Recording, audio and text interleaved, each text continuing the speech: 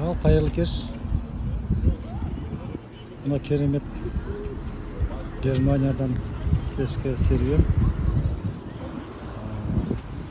Бүгін 29 маусым, жаз айы.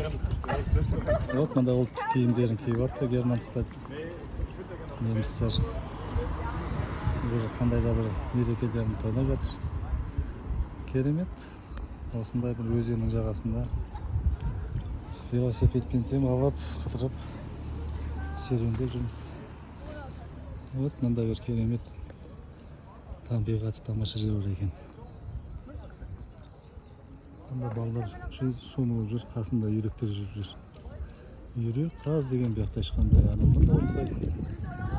Тамаша. Судың астында прям балықтар көрінеді. Әдемі. Тап-таза, жап-жасыл. Ауада керемет сондайлар. Осындай ел көріп, жер көріп, аралап, көптеген халықтардың мәдениетіне танысып деген сияқты, өмір сүру салтымен танысып деген сияқты бұйырған екен. Осылай демалып қыдырып жүрміз. Әлі жұмыс істеп,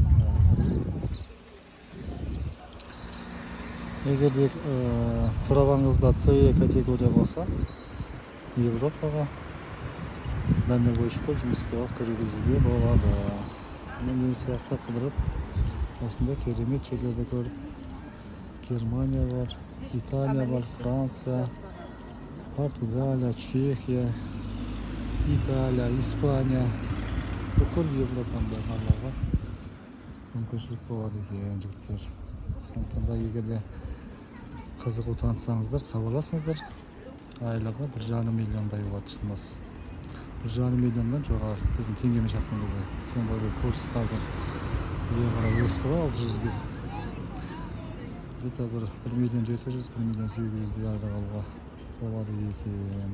Сондықтан да ізденіңіздер, хабарласыңыздар.